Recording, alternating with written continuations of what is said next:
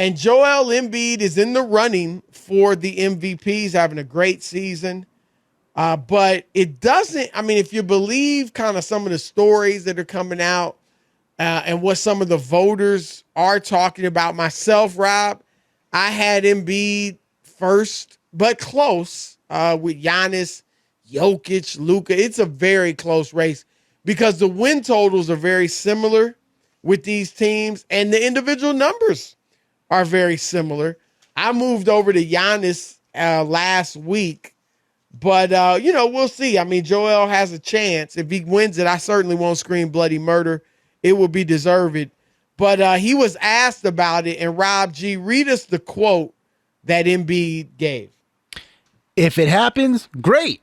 If it doesn't, I don't know what I have to do. I'll feel like they hate me. I'll feel like the standard for guys in Philly or for me is different than everybody else. See, he went too far because number one, nobody hates him. And he was smiling, kind of joking. So, with Joel's personality, he likes to joke. Hopefully he meant that as he was trying to be funny.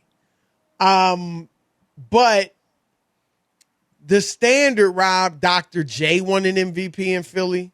Moses Malone won an MVP in Philly. And Allen Iverson won an MVP in Philly. Everybody who's deserved it, Rob. You can't point to a player that's been in Philadelphia who you would say got robbed and never won an MVP.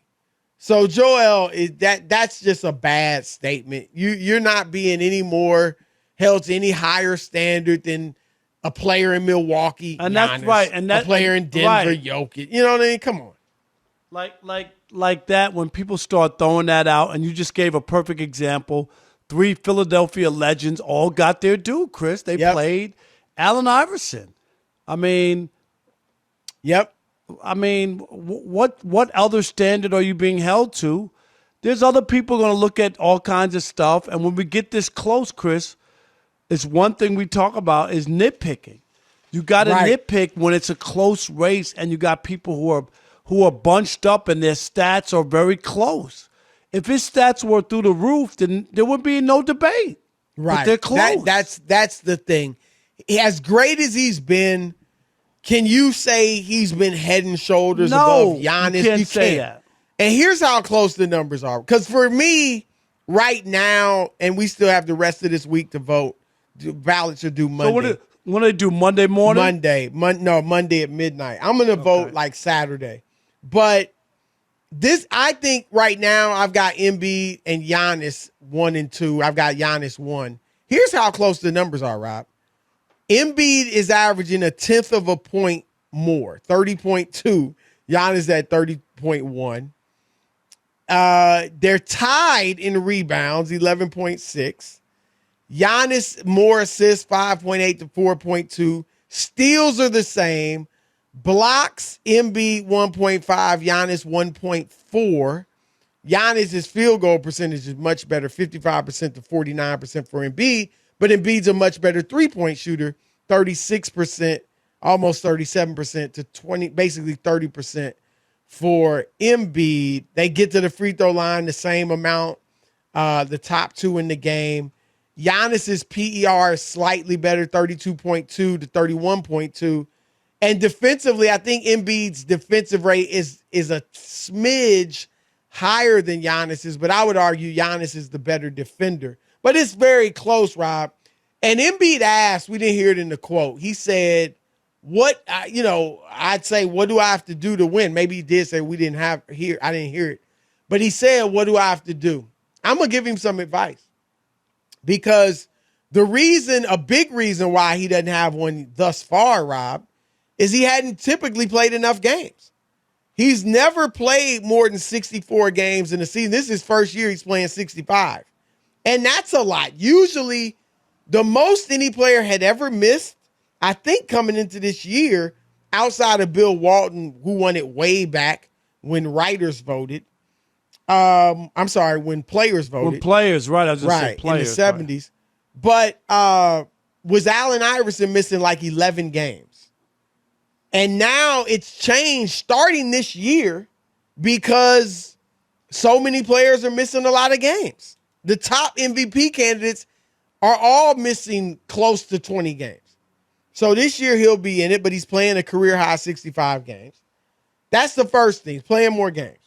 Secondly, Rob, dunk the ball. You mentioned we nitpick, Rob. Yeah. And last week there was a statement game between Milwaukee and Philadelphia. And we just showed you how close the race is. And Giannis, the last play of the game, Milwaukee's up 2.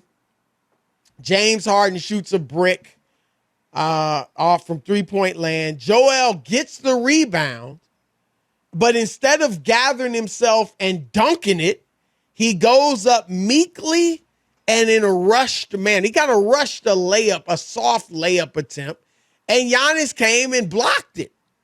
And that was the game. So your competition made the game-winning play, and you fumbled the game-winning play. That was one.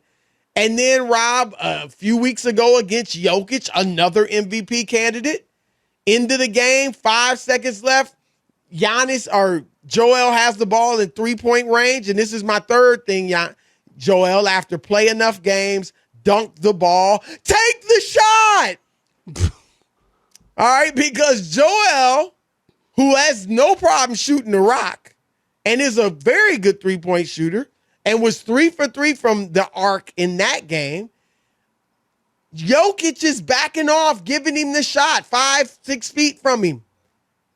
And Embiid, instead of taking it, you're 3 for 3, he passes it to a role player, George Yang, who's 2 for 10, Rob, in that game from three-point range.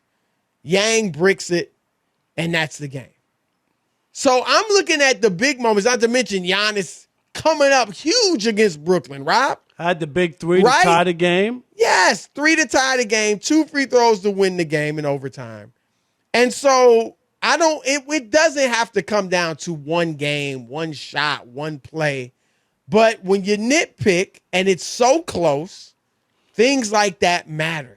They do. And so, and you look at right? those. Right. You do take a look, and it's like you can't help it, Chris. You could have a great season, slump the last 2 weeks of the year. Who was that happened to? Oh, when we were talking in baseball with Vlad Jr., you remember? Right. Yep. Right, Chris, right? Like a week or 10 days before the season was him over. And Shohei, according. Right. I had Shohei, but you had Vlad. Yeah. Right, and then Vlad fell off the last 10 days or 2 weeks, you remember? Yeah. And didn't get to the Triple Crown. And he struggled, actually, and fumbled his way to finish the season. And when you see that, it does affect the voter, because that's when you're about. If you finish the season on a hot streak, making big plays and you've had a great year all year, you go, man, he's had a great year. Look at what he's done. Great point, Rob. And that's how people, that's human nature. You don't go, yeah, but Embiid made those big baskets in April, or, you don't do that. Yep. It's like Or the not Heisman April, voting. in October, Or you know what I mean, earlier, even right. college football rankings in general. You lose early in the season, it doesn't hurt you as much as if you lose late. Right. And here's another thing, Rob. Giannis leads and this kind of goes along with what I'm talking about. Giannis leads the league in fourth quarter scoring. Almost 9 points a game on 55% shooting. DeMar DeRozan second, LeBron James third, Jason Tatum, Kevin Durant, Steph Curry, Ja Morant, Trae Young, Joel Embiid. 6 points. That's not bad. But if you think about it, Embiid averages 30, Rob. He only gets 6 of them in the fourth quarter. Wow. Right? If you average 6 points per quarter, that's only 24 points. So he's not delivering as much down the stretch. Giannis, of course, averages 30 as well. He's giving you 9 points in the fourth quarter. Not quite as much as 10 a quarter, but obviously much better than Joel giving you 6. So that's just another stat